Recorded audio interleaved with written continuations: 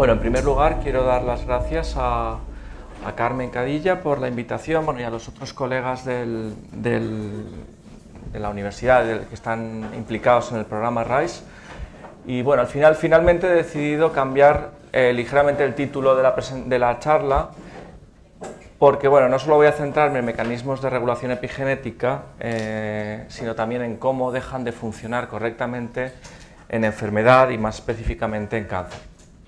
Entonces, un poco la idea que tenía era hacer una primera presentación un poco general sobre la regulación, sobre todo dependiente de metilación de DNA, y luego centrarme en cómo esas alteraciones, cómo detectar esas alteraciones, identificarlas y qué tipo de secuencias diana sufren este tipo de desregulación en cáncer y en otras enfermedades. Entonces, simplemente como recordatorio, recordar que la epigenética se encarga de estudiar cambios que son transmisibles a través de divisiones mitóticas. Son cambios que afectan a la función génica y que ocurren sin que se produzca un cambio en la secuencia de DNA. Las modificaciones epigenéticas son muy importantes porque modulan la información genética, de manera que, aunque todas las células de un organismo tienen la misma información genética, distintos tejidos, distintos tipos celulares van a tener un distinto set de genes activos, y eso va a depender en gran medida del patrón de modificaciones epigenéticas que son específicos de cada tipo, de cada tejido, cada tipo celular de cada tejido. Entonces, estas modificaciones epigenéticas tendrán un papel fundamental en definir el transcriptoma de la célula y, en última instancia, la identidad celular. De manera que alteraciones en el patrón de modificaciones epigenéticas serán claves en alterar esa identidad celular en enfermedades. Las principales modificaciones epigenéticas son la metilación del DNA y las modificaciones de las histonas, aunque también se consideran dentro del campo de la epigenética a los pequeños RNAs no codificantes. Y otra característica clave de las modificaciones epigenéticas es su reversibilidad, que hace que sean candidatas a ser consideradas como dianas en tratamientos farmacológicos. Como he dicho, la metilación del DNA es la modificación epigenética más importante, más abundante, y se produce en la posición 5 de la citosina, generalmente en el contexto de dinucleótidos CG, al menos en mamíferos. La metilación,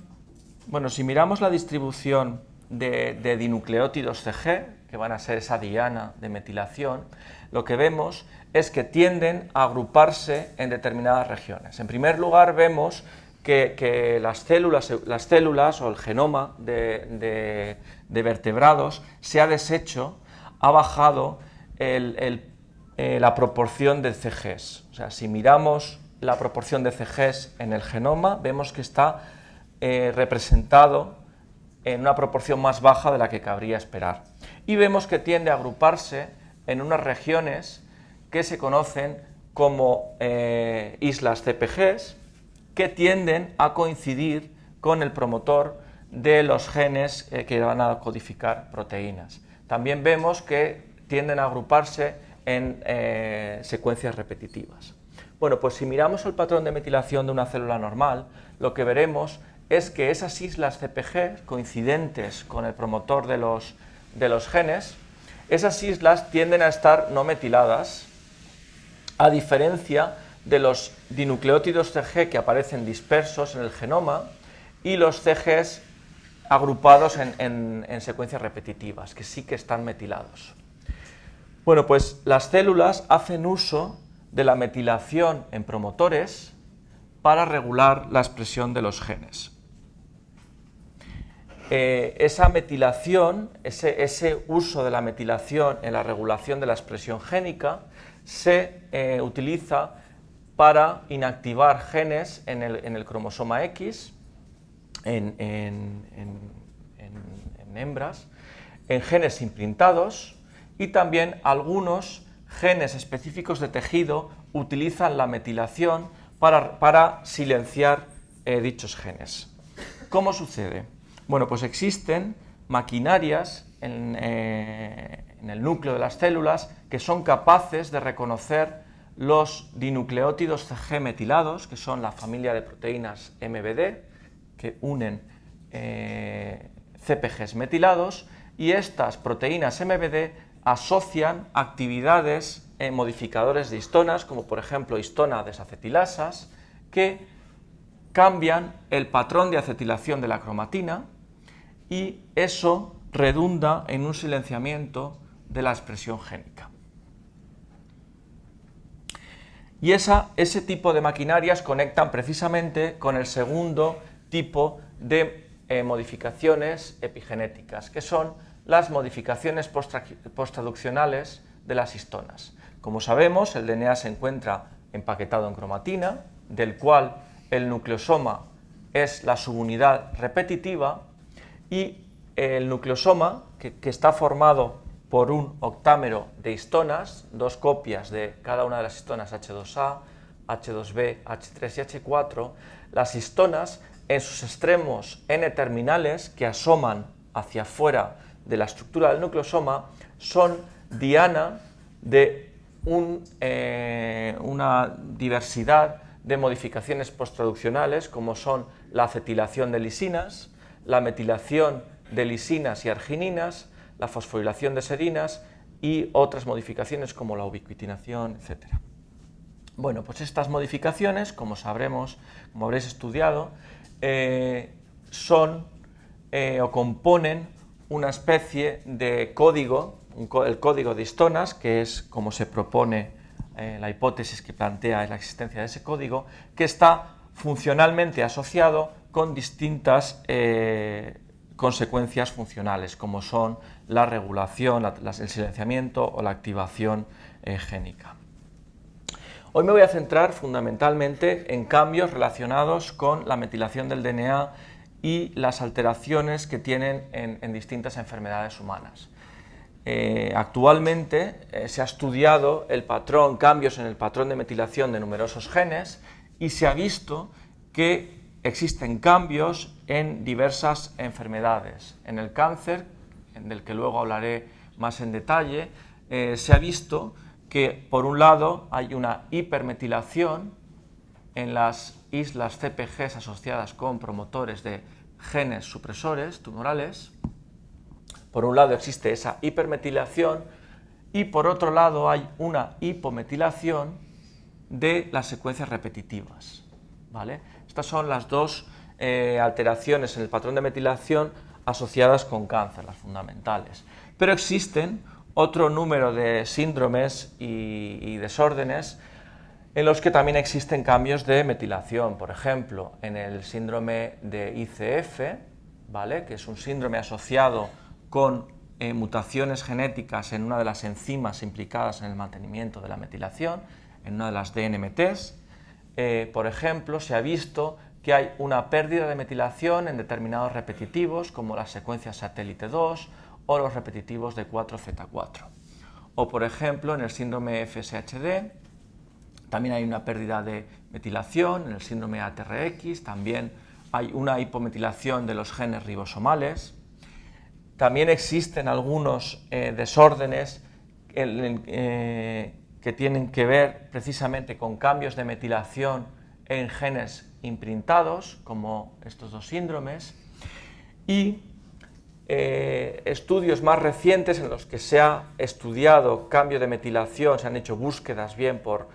por gen candidato o aproximaciones genómicas para ver los cambios de metilación. Se han visto cambios en la metilación de genes asociados a distintas enfermedades, como por ejemplo en arteriosclerosis,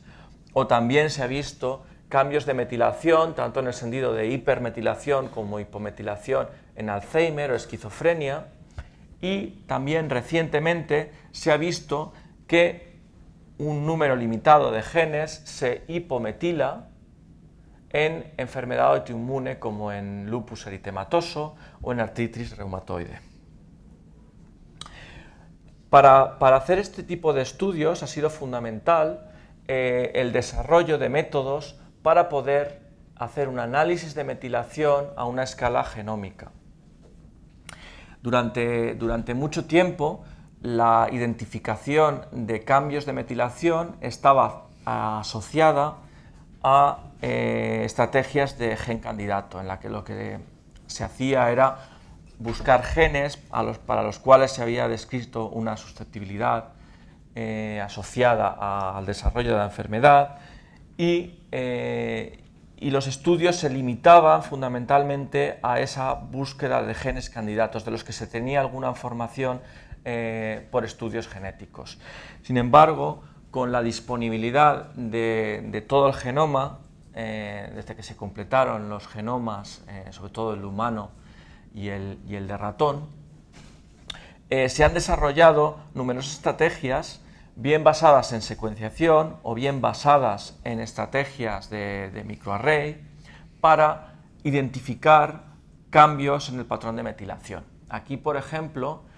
en este panel resumo algunos de los métodos. Los tres primeros no los voy a contar en detalle, simplemente quiero que quede un poco como una mención, pero los tres primeros están basados en el empleo de enzimas de restricción que son sensibles al patrón de metilación.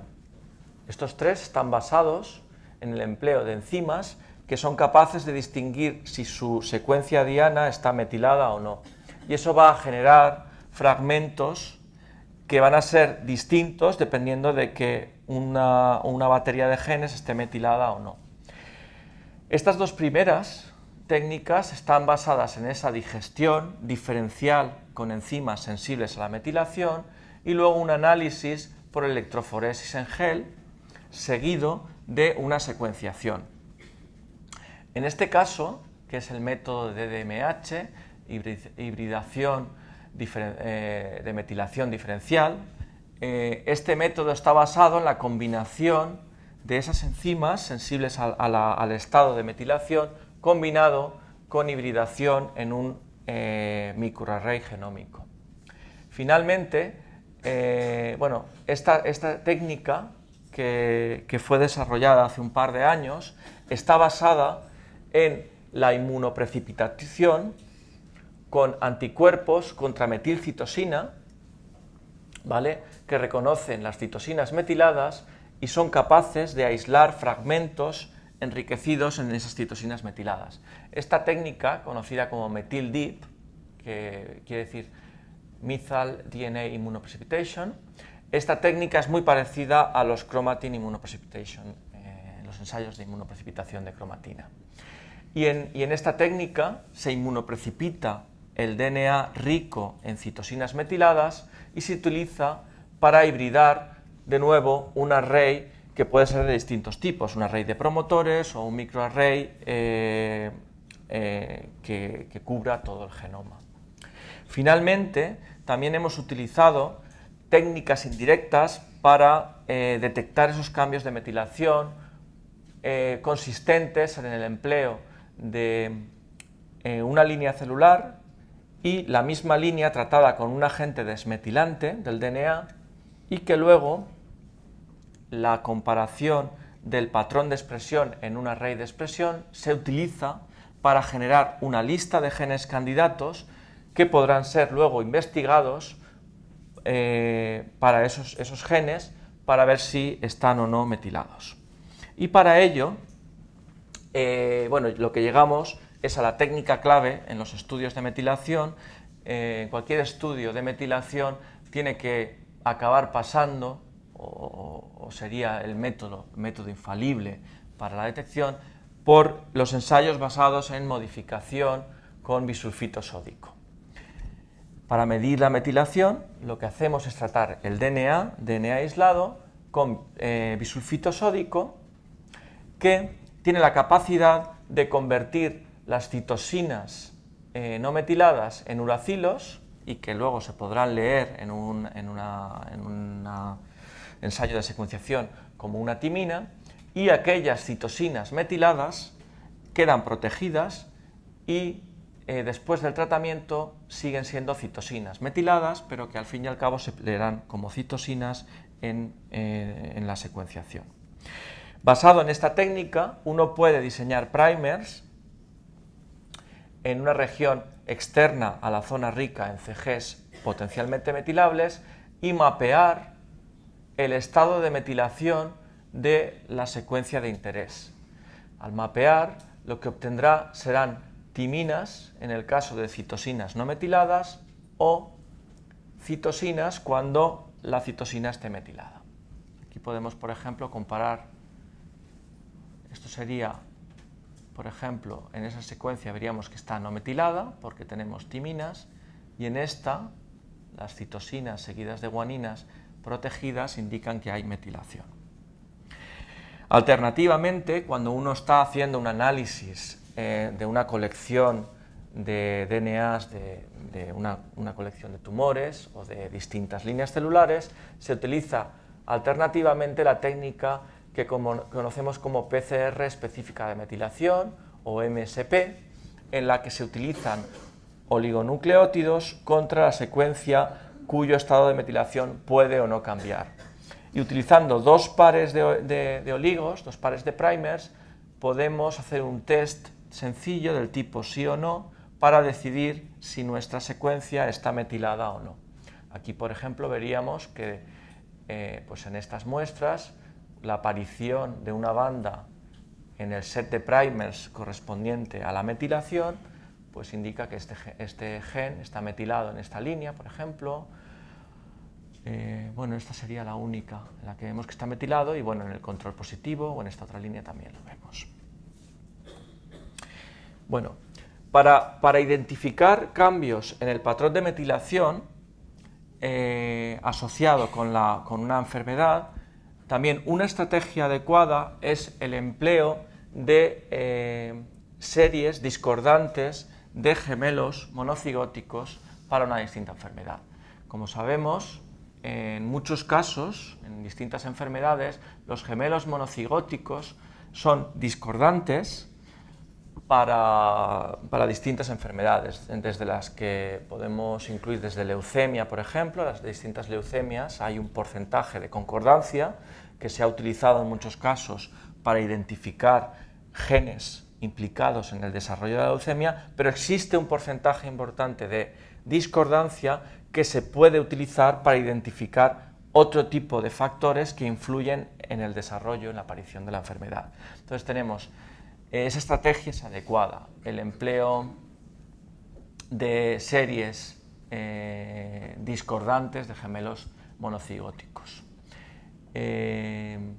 Entonces, esa discordancia entre gemelos monocigóticos, de alguna manera, en síndromes, en enfermedades que tienen claramente un componente genético, esa discordancia se puede utilizar para identificar diferencias epigenéticas. De hecho, en un estudio que realizamos hace unos 3 años, pudimos ver que cuando se estudia una población de gemelos, en este caso, digamos, unos gemelos que estaban seleccionados simplemente en base a las distintas edades, podemos ver que hay una acumulación de cambios de metilación asociados al envejecimiento,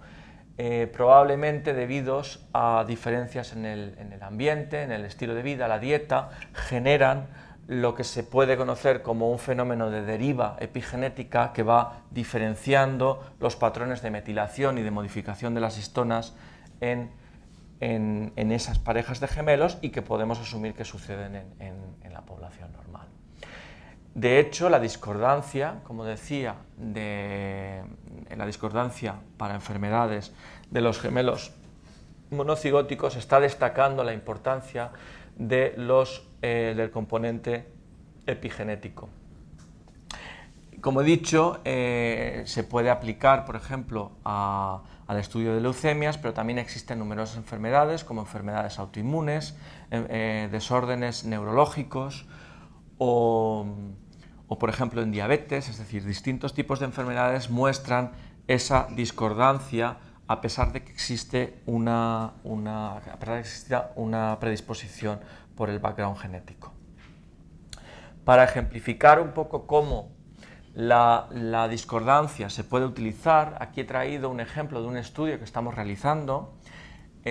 con gemelos que son discordantes para la enfermedad de lupus, en el que hemos aislado el DNA de linfocitos de esta serie de gemelos y lo hemos hibridado en un array de metilación, un array que tiene 800 genes. Lo hemos hibridado en ese array para comparar los patrones de metilación de los gemelos normales respecto a sus hermanos que tienen la enfermedad. Aquí podemos ver, si comparamos, aquí iría, bueno, estos son dos ejemplos los que he traído. Esto sería una pareja de gemelos que es concordante, ¿vale? En este caso no tiene ninguno de los dos la enfermedad. Y esta sería una pareja discordante para lupus, el hermano lupus respecto al hermano normal. Y lo que vemos es que en sus linfocitos hay una serie de genes que están menos metilados en general en el hermano enfermo respecto al hermano normal. Este estudio lo hemos hecho con una serie muy limitada de gemelos, porque tampoco tenemos disponibilidad de tantas muestras, pero lo que hemos visto es que en las 10 parejas de gemelos discordantes para lupus observábamos un patrón muy parecido, y el número de coincidencia de los genes que están hipometilados en el enfermo con lupus respecto al normal, la coincidencia de genes era muy elevada, de una manera indicando que los genes que estábamos viendo no eran consecuencia de una discordancia debida a otros factores. Parece que asociada a esa enfermedad. Y la validación de algunos de estos genes la hemos realizado mediante la secuenciación de bisulfito y hemos podido comprobar que hay una diferencia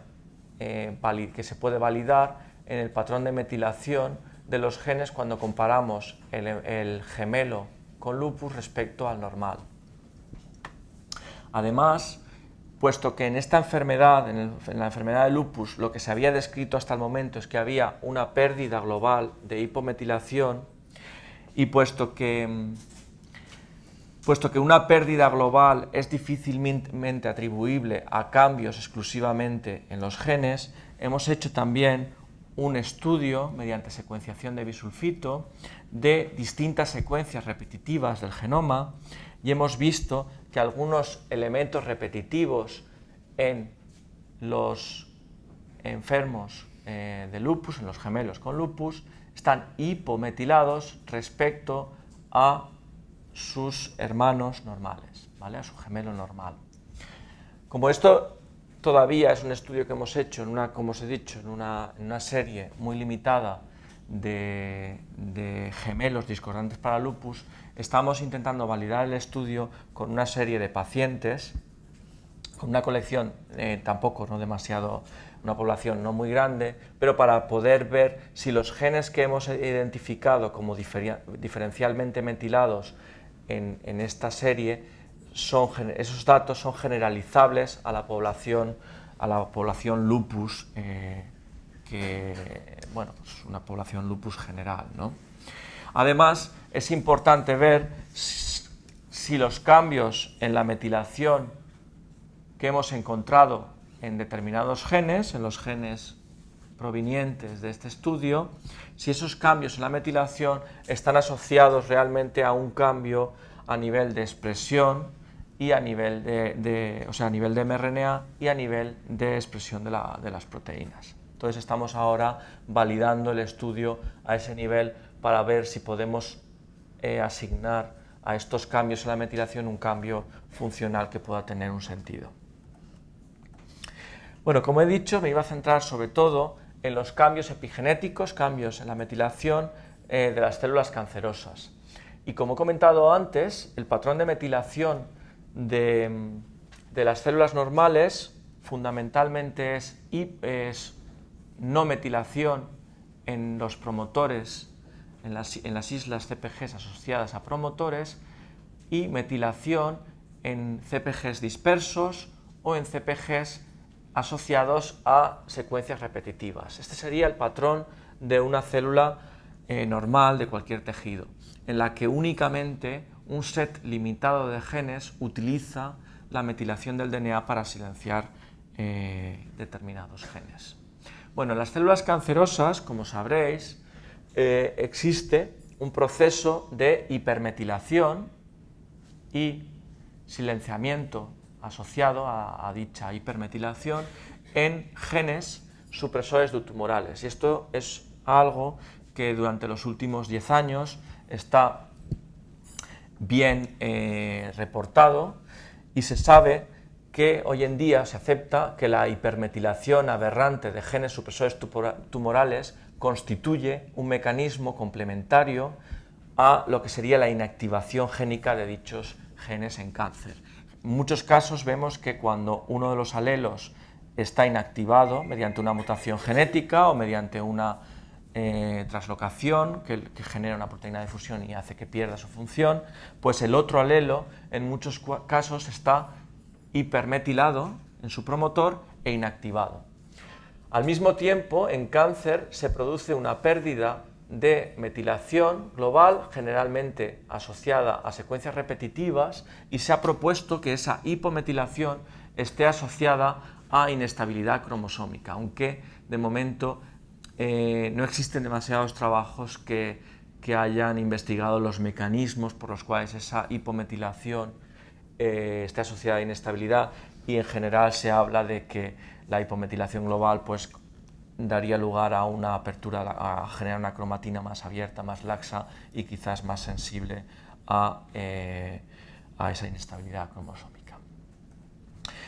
Entonces, los cambios en cáncer se puede resumir como que existe una hipometilación global, generalmente asociada a secuencias repetitivas y con esas implicaciones en inestabilidad cromosómica, que existe una hipermetilación en los promotores, en las islas CpGs de los promotores de los genes supresores tumorales, y finalmente también existen se han descrito numerosas alteraciones en el perfil de modificación de las histonas, por un lado asociadas tanto a secuencias hipo como hipermetiladas, y debido al acoplamiento que existe entre metilación del DNA y modificaciones de las histonas por distintas maquinarias, como las MBD que antes he mencionado, aunque también existen patrones alterados de modificación de las histonas como consecuencia de las translocaciones cromosómicas que generan proteínas de fusión que conducen, digamos, de manera incorrecta a los modificadores de las histonas a otros sitios genómicos. Como consecuencia de translocaciones se generan proteínas de fusión que hacen que los partners histona desacetilasa o histona acetiltransferasa a los que se asocian estén asociados a regiones genómicas incorrectas. Durante los últimos años se ha estudiado de manera sistemática el patrón de metilación en las células cancerosas en distintos tipos de cáncer, y como comentaba antes, mediante la estrategia de gen candidato, genes para los que se había descrito alteraciones genéticas, se ha investigado el patrón de metilación en distintos tipos de cáncer, y eso ha conducido a la propuesta de que ese patrón de metilación de promotores es específico del tipo de cáncer. este perfil que vemos aquí, donde tenemos tipos de cáncer, y aquí tenemos un pequeño panel de genes, nos muestran que determinados genes únicamente se hipermetilan en un tipo de cáncer y no en otro. Por ejemplo, el gen BRCA1 generalmente se encuentra metilado en cáncer de mama o en cáncer de ovario, pero no lo encontraremos metilado, por ejemplo, en cáncer de pulmón. Pues en esa línea, ¿no? Esa especificidad en la hipermetilación de los promotores de genes supresores tumorales, esa especificidad se ha estado estudiando también en los últimos años. Una de las posibilidades que se planteaba era que la hipermetilación de esos promotores se produjera de manera aleatoria, es decir, que esa hipermetilación es aleatoria, pero de alguna manera se produce una selección natural de aquellos clones que tienen una distribución de hipermetilación en genes que confiere una ventaja para la proliferación. Es decir, la primera hipótesis asociada a ese patrón específico de hipermetilación proponía que había hipermetilación aleatoria y una selección clonal.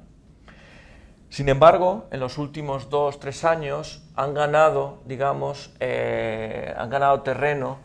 los epigenéticos que estaban intentando encontrar mecanismos instructivos de hipermetilación. Y lo que se ha visto es que muchos de los genes que están hipermetilados en cáncer, cuando se investiga en células madre o en progenitores de ese tipo celular, se encuentra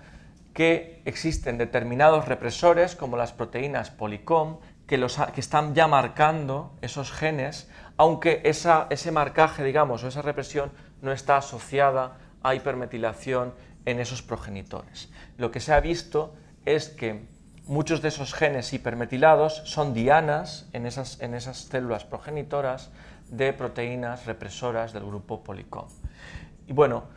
existen distintas líneas de investigación intentando investigar cómo distintos represores podrían estar asociados a ese premarcaje de los genes que luego se hipermetilan de manera aberrante en cáncer.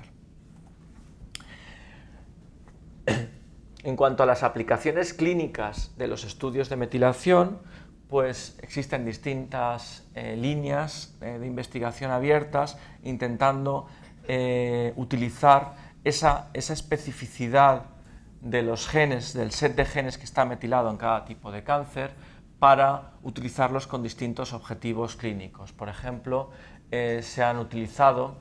la hipermetilación de determinados genes como un marcador de detección. Se ha visto también que podría servir como un marcador para la respuesta clínica o un marcador de pronóstico en cuanto a la supervivencia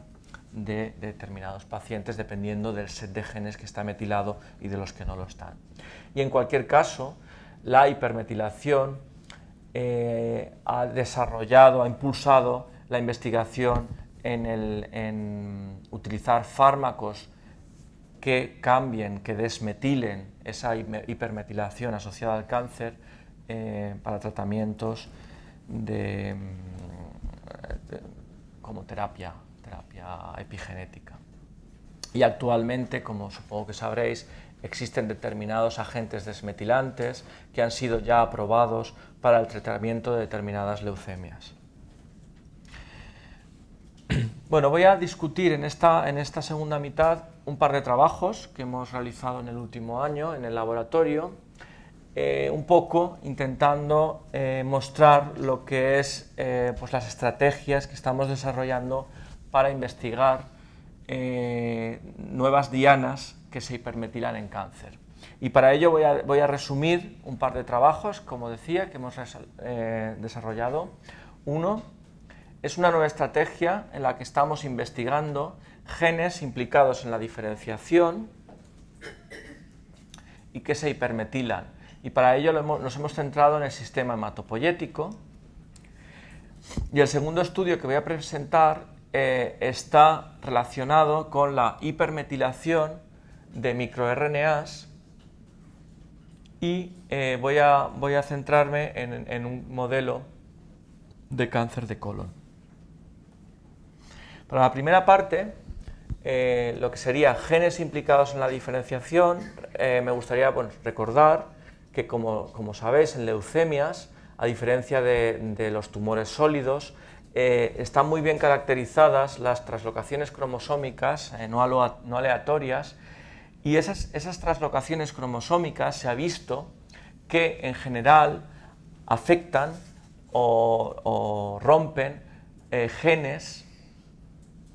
de los cuales se ha visto que muchos de los genes que forman parte de las proteínas de fusión consecuencia de esas translocaciones cromosómicas son genes clave en la diferenciación hematopoyética, en apoptosis o en proliferación. ¿Vale? Esas translocaciones, de nuevo, están afectando en muchos casos a enzimas que son modificadoras de la cromatina, enzimas epigenéticas o factores que están reclutando enzimas modificadoras de las histonas. Y, lógicamente, esa translocación, generación de una proteína de fusión y alteración del funcionamiento de esa proteína, ya se había propuesto que pudiera generar una proteína que, digamos, que dirige las modificaciones epigenéticas a un sitio alternativo. Como decía, nos estamos centrando entonces en mirar factores que están implicados en diferenciación. Por ejemplo, es una estrategia similar a la que es una estrategia lógica, teniendo en cuenta que las translocaciones en leucemias están afectando a enzimas implicadas a la diferenciación y que esa pérdida de función en esos factores implicados en diferenciación tiene como consecuencia una desdiferenciación o un bloqueo de la diferenciación y un aumento de la proliferación. Entonces, bueno, aquí simplemente para ejemplificar había destacado algunas de las translocaciones y de los genes que acaban fundiéndose como consecuencia de la translocación. En concreto,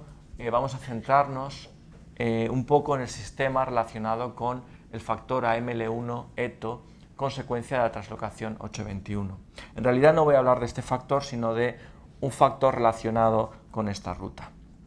AML1, por ejemplo, que habitualmente, que fue de hecho clonado como diana de la translocación cromosómica en distintos sitios, ¿vale? AML1 y su fusión más frecuente, que es AML1-ETO,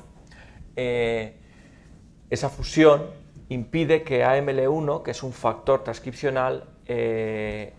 regule a una serie de dianas, ¿vale? Entonces, en los progenitores mieloides, AML1 tiene un papel de activación de una serie de dianas como interleuquina 3 o el colony stimulatory factor, etc. AML1 mantiene la transcripción activa de una serie de dianas a través de su asociación con una histona acetiltransferasa que mantiene en estado acetilado determinados residuos de las histonas asociadas a la cromatina de estos genes. Bueno, pues cuando se produce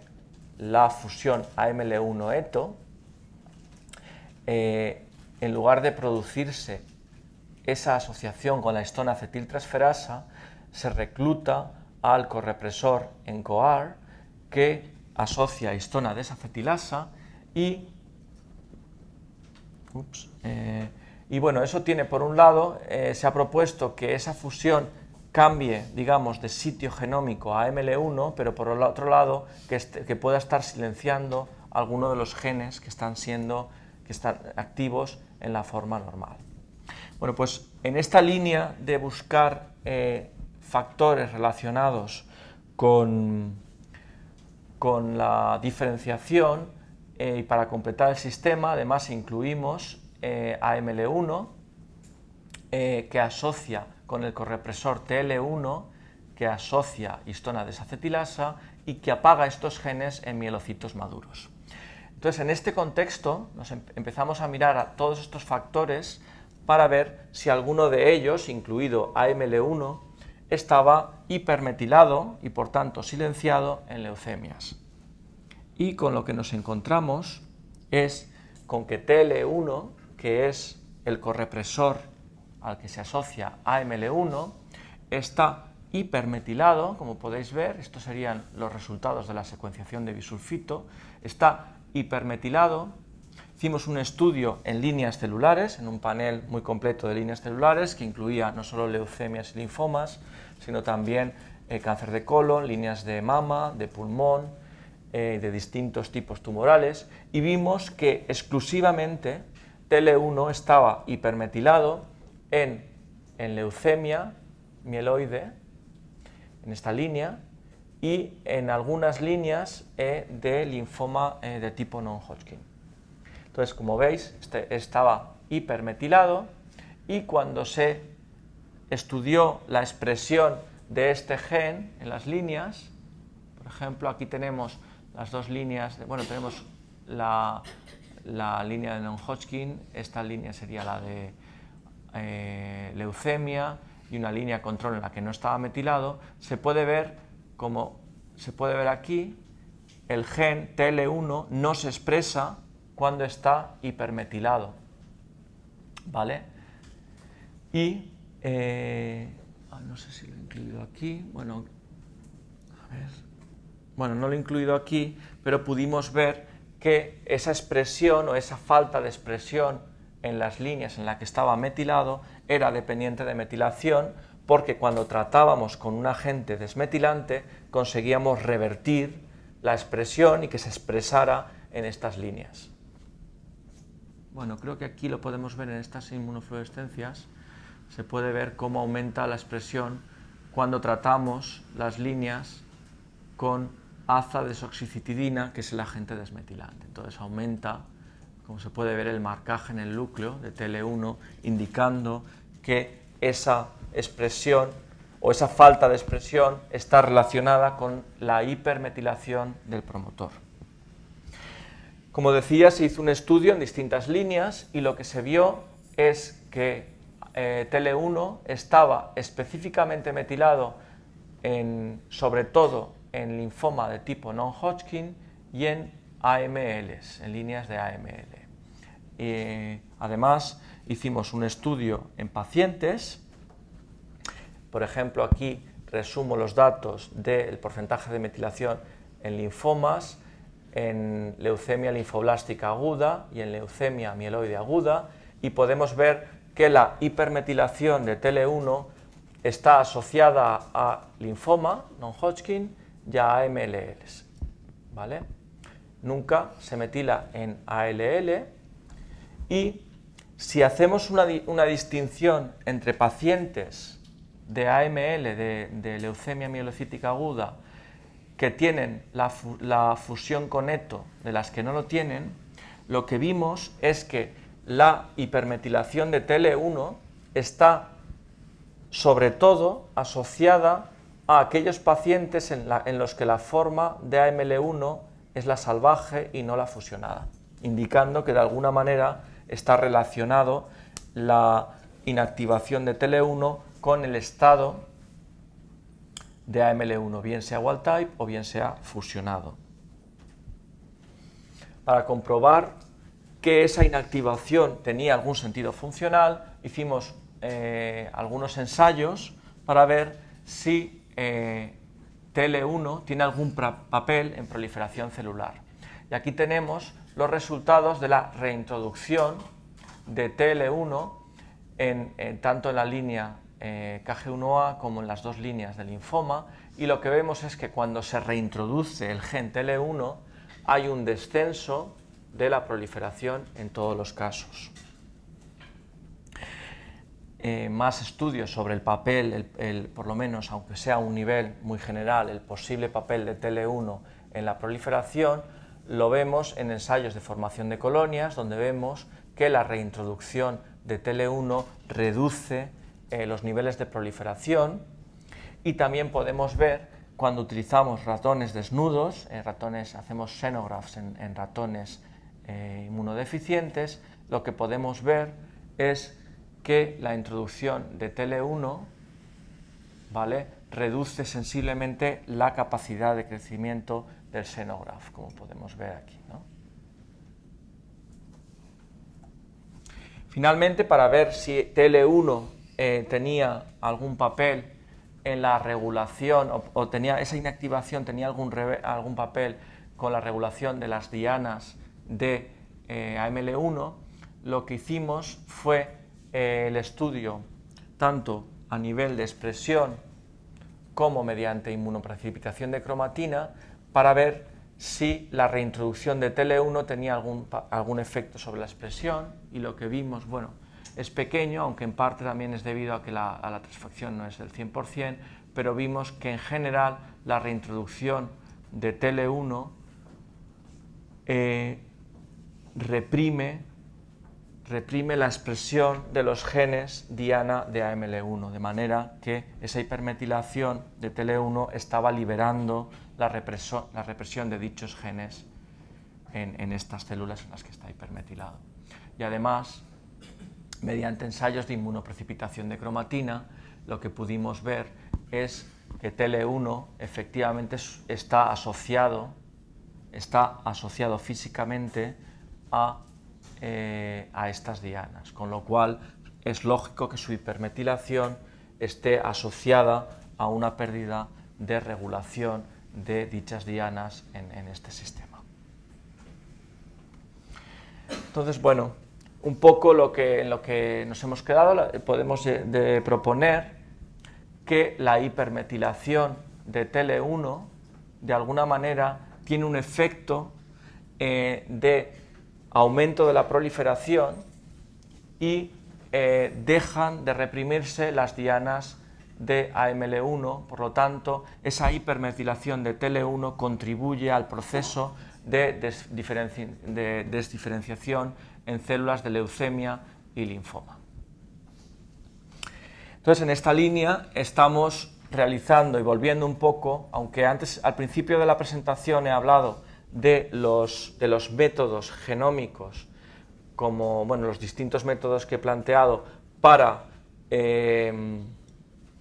identificar nuevos genes metilados. Este trabajo y otros que están en la línea que estamos preparando recuperan de alguna manera el espíritu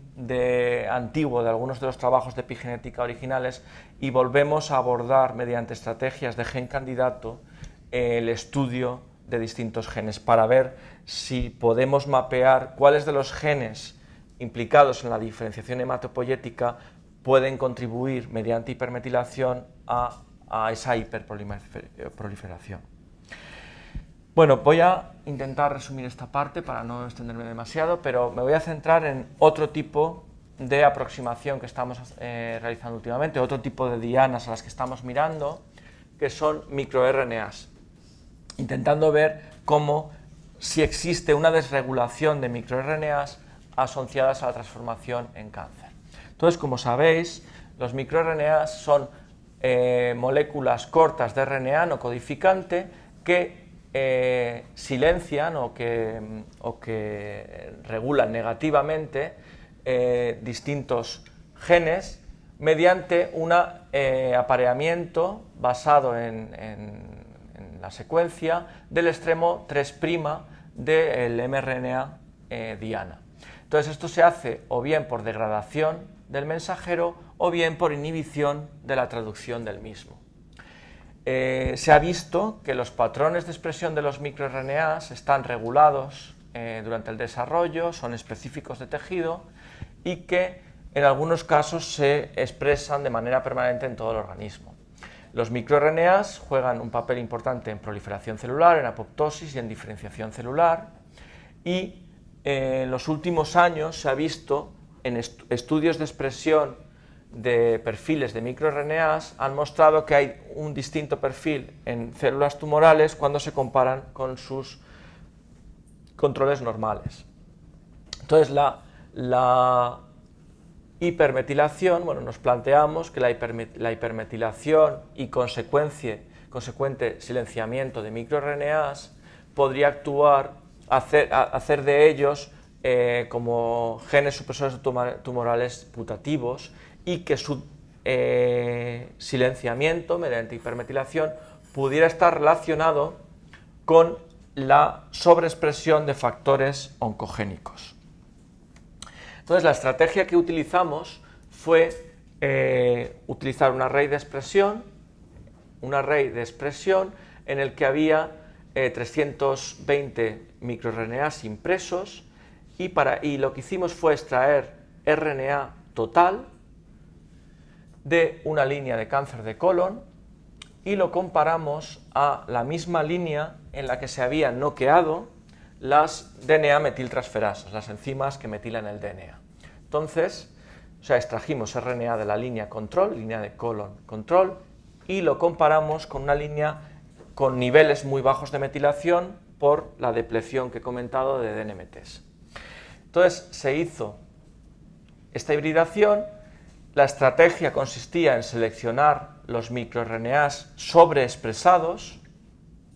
utilizar esos microRNAs sobreexpresados para hacer un análisis de metilación de DNA en la isla asociada al microRNA, si la hubiera,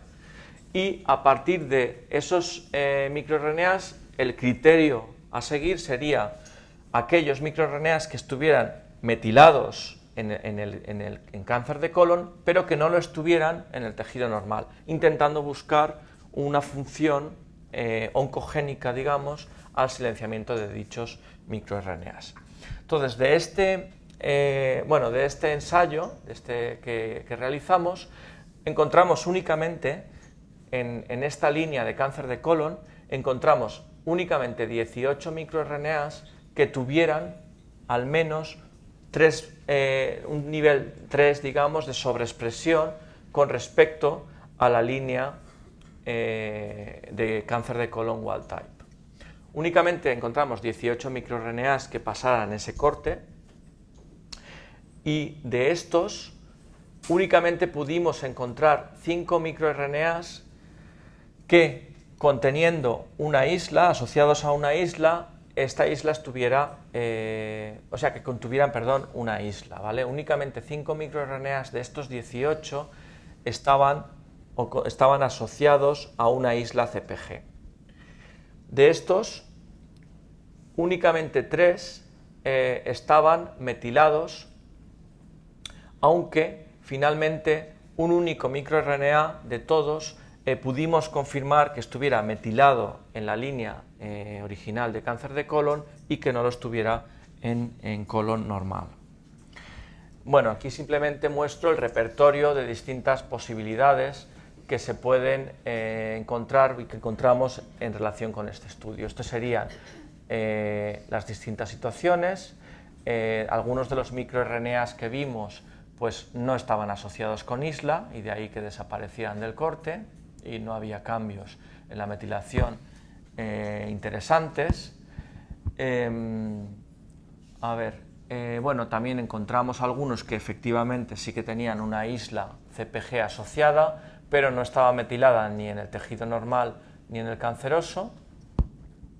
Encontramos otros que serían los interesantes, en los que sí que había isla. La isla estaba asociada a hipermetilación en la línea de cáncer y no en la normal. Este sería el microRNA que pasó el corte. Y luego había otras en las que o bien estaba metilado tanto en tejido normal como en el canceroso, o bien estaba metilado, curiosamente, en el tejido normal y no en el canceroso. Este es un ejemplo, además esto es un trabajo que ha publicado el grupo de Frank Lico el año pasado, en el que lo que encuentra justo es un microRNA que es ejemplo del proceso contrario al que vemos nosotros. Pero nos vamos a centrar en este caso en un microRNA que está hipermetilado en cáncer y no lo está en el tejido normal. Bueno, aquí podemos ver 3 de los microRNAs que tenían isla y únicamente el microRNA 124 estaba hipermetilado. Aquí pone wild type, sería la línea HCT116 wild type, y no estaba metilado ni en normal colon ni en la línea knockout para las DNMTs. Este es el que pasó el corte. Estos otros no lo estaban porque también estaban metilados en normal colon. Pudimos además demostrar, que es algo siempre importante cuando se hacen estudios de metilación de islas, pudimos ver que efectivamente la hipermetilación del microRNA 124 estaba asociada a un silenciamiento, como podemos ver aquí, y que el tratamiento con un agente desmetilante como el AZA, o bien la desmetilación del knockout debido a la ausencia de las DNMTs, daba lugar a su expresión, es decir, indicando que ese silenciamiento está asociado íntimamente a la metilación del microRNA. Entonces pudimos ver que efectivamente ese microRNA estaba silenciado y que el silenciamiento era dependiente de metilación, y además estudiamos las características de la cromatina de ese microRNA y vimos que los rasgos eran los compatibles con los genes que están hipermetilados. Es decir, que el microRNA metilado no tenía marcas de histona asociadas con actividad transcripcional como la acetil-H3, la acetilación de la histona H4 o la trimetilación en la lisina 4 de la H3, y que esas marcas se recuperan cuando se desmetila el microRNA. Y también vimos que había proteínas de unión a DNA metilado en la línea wild type en la que el microRNA está metilado, y no vimos esas marcas no vimos las MBDs en el microRNA desmetilado. Bueno, pues hicimos un estudio en distintos tipos de tumores, en muestras de pacientes, y vimos que este microRNA, que bueno, no lo he dicho antes, pero tiene 3 sitios genómicos, está representado en 3 sitios del genoma, el 124 aparece en 3 localizaciones genómicas. Vimos, estos serían estudios de MSP, que mencionaba anteriormente, está metilado en cáncer colorectal, pero además también está metilado en cáncer de mama, en cáncer de pulmón, como podemos ver aquí, y nunca está metilado, por ejemplo, en neuroblastoma, es decir, que tiene una distribución de metilación que es parcialmente específica del tipo tumoral. Bueno, aquí tenemos simplemente algunos casos de secuenciación de bisulfito. Siempre es importante hacer una confirmación por secuenciación de bisulfito para confirmar que la metilación se produce de manera distribuida a lo largo de toda la isla. Y para intentar interpretar de qué manera el silenciamiento de ese microRNA podría estar teniendo alguna consecuencia funcional, hicimos una búsqueda de dianas posibles del microRNA. Seleccionamos un número de posibles factores oncogénicos que pudieran beneficiarse de alguna manera del silenciamiento del microRNA, y entre ellos conseguimos ver que uno de ellos, que es CDK6, aquí tenemos un Western blot, pudimos ver que este factor oncogénico, que está relacionado con proliferación celular, se encontraba sobreexpresado en la línea HCT116, y que la pérdida de metilación del microRNA, cuando teníamos el microRNA presente, por ejemplo, en tejido normal o con los tratamientos con agente desmetilante, éramos capaces de disminuir los niveles de la proteína CDK6, ¿vale? Además, mediante RT-PCR lo que vimos es que esos cambios no se producen a nivel del mensajero, sino que a nivel de la proteína, indicando que el mecanismo a través del cual el microRNA está actuando o regulando la expresión de CDK6 es un mecanismo a nivel de inhibición de la traducción, ¿vale? Además, para ver que había una relación directa entre la expresión del microRNA y la regulación de la expresión de CDK6, hicimos unos ensayos de luciferasa y pudimos ver cómo, existe, básicamente en resumen, existe una relación directa entre la expresión de CDK6 y la expresión o la falta de expresión del microRNA.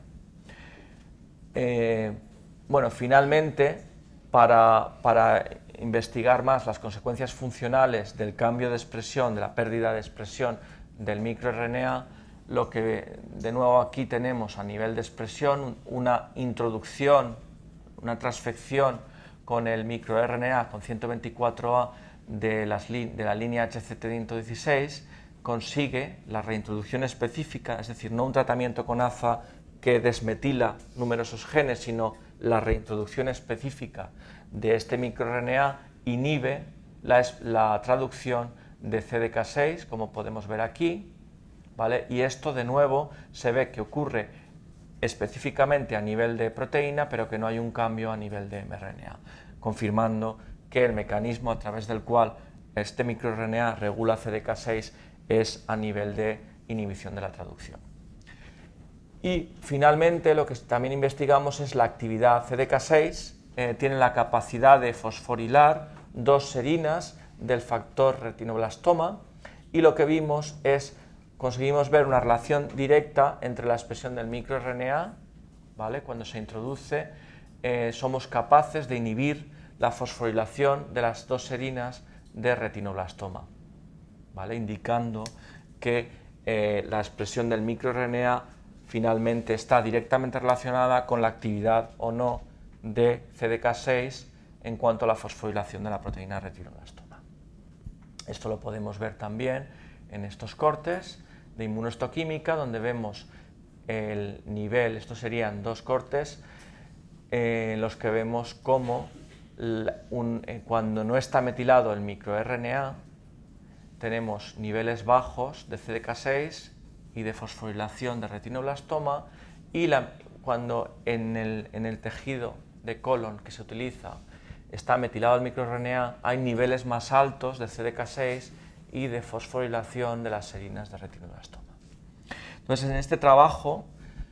conseguimos demostrar cómo la hipermetilación de un microRNA tiene una asociación directa con la sobreexpresión y actividad exacerbada de un factor oncogénico. Entonces, para resumir el trabajo, simplemente recordar que los cambios en la metilación del DNA ocurren en distintos contextos, en enfermedad, que las alteraciones epigenéticas en cáncer son diferentes y distintivas de regiones genómicas, ocurren de una manera distinta en genes supresores tumorales y en secuencias repetitivas, que los genes implicados en diferenciación, por ejemplo en diferenciación hematopoyética, su inactivación puede contribuir y complementar a las translocaciones cromosómicas en leucemias, por ejemplo que la hipermetilación de TL1 podría contribuir a la pérdida de diferenciación en AMLs y en linfoma non-Hodgkin. Y para acabar, hemos visto cómo también la hipermetilación aberrante, hemos añadido un nuevo tipo de secuencias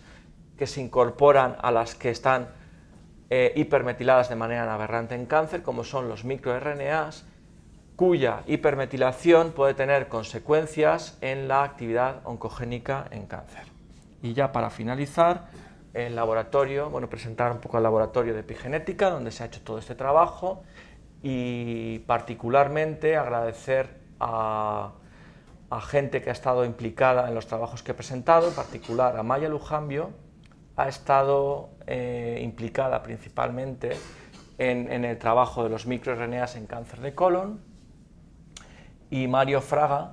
es el postdoc que ha estado implicado principalmente en el trabajo en TL1. También, por supuesto, agradecer a Manel Steyer por todo el apoyo, ¿no? y por las ideas para todos los proyectos del laboratorio. Gracias.